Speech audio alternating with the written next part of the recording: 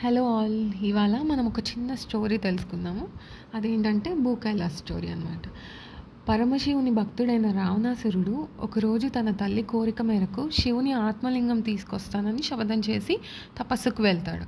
అప్పుడు లంకాధిపతి రావణాసురుడు గొప్ప శివభక్తుడైనందు మూలాన మహాశివుడిని ఆత్మలింగాన్ని సాధించి అమరత్వం పొందాలని రావణాసురుడికి కోరిక కలుగుతుంది. ఆత్మలింగం కోసం మహాశివుని రావణుడు భక్తి శ్రద్ధలతో ప్రార్థించాడు. రావణుడు తపస్సుని మెచ్చుకున్న మహాశివుడు ఆయనకి ప్రత్యక్షమై ఒక వరం కావాలని అడిగాడు.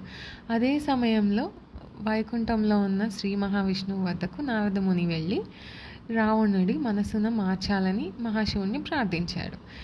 రావణాసురుడి ఆలోచనను శ్రీ మహావిష్ణువు మార్చడంతో రావణాసురుడు మహాశివుని ఆత్మలింగాన్ని అడగడానికి బదులు పార్వతీదేవిని అడిగాడు. వెంటనే మహాశివుడు అంగీకరించి పార్వతీదేవిని రావణాసురుడికి ఇచ్చేశాడు.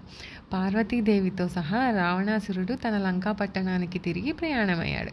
ఆ దారిలో నారదముని రావణాసురుడికి కనిపించాడు. మహాశివుడు నిజమైన పార్వతీదేవిని ఇవ్వలేదని, మహాకాళిని ఇచ్చాడని రావణాసురుడికి నారదుడు చెప్పాడు. అసలు పార్వతీదేవి పాతాళంలో ఉందని తెలిపాడు. ఆ సమయంలో పార్వతీదేవి కాళికా అవతారంలో రావణాసురుడికి దర్శనమిచ్చింది. వెంటనే రావణాసురుడు పార్వతీదేవిని విడిచిపెట్టేశాడు.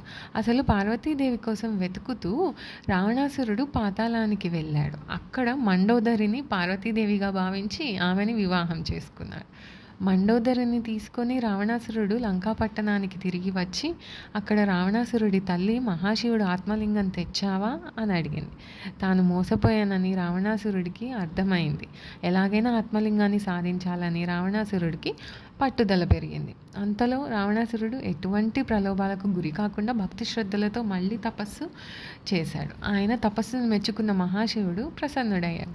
మళ్ళీ ప్రత్యక్షమై ఏం వరం కావాలని రావణాసురుడిని అడిగాడు. తనకు ఆత్మలింగం ఇవ్వాలని రావణాసురుడు మహాశివుని ప్రార్థించాడు. ఆయన కోరిన వరం ఇచ్చేందుకు మహాశివుడు అంగీకరించి ఓ షరతు విధించాడు.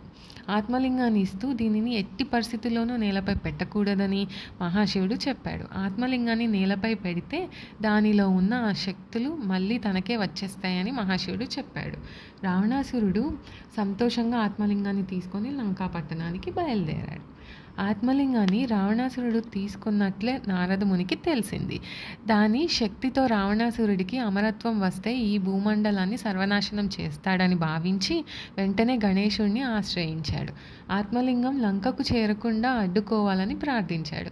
రావణాసురుడు ప్రతిరోజు క్రమం తప్పకుండా సంధ్యావందనం చేస్తాడని గణేశుడికి తెలుసు. రావణాసురుడు సంధ్యావందనం చేసే సమయంలో ఆయన ఆత్మలింగాన్ని స్వాధీనం చేసుకోవాలని రచించాడు. రావణాసురుడు ఆత్మలింగంతో గోకర్ణము సమీపిస్తాడు. సూర్యుడు అస్తమిస్తున్నట్లుగా కనిపించేలా మహావిష్ణువు చేశాడు.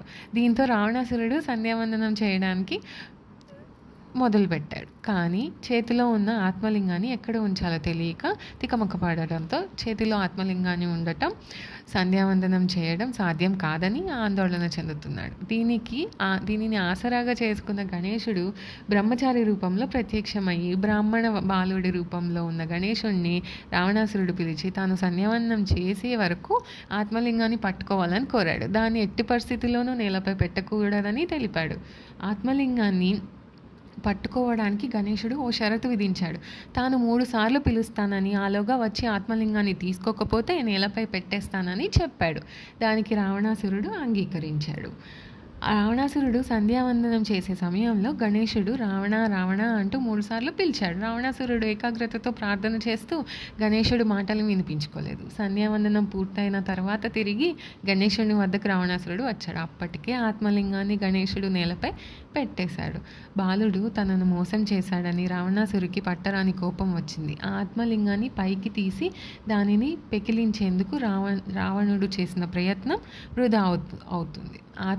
ఆత్మార్పణకు సిద్ధపడిన రావణాసురునిపై కైలాసపతి కరుణించి అదే ప్రదేశాన్ని భూకైలాసంగా మారుతుందని చెప్పి అనుగ్రహిస్తాడు. అదే ప్రదేశం గోకర్ణం.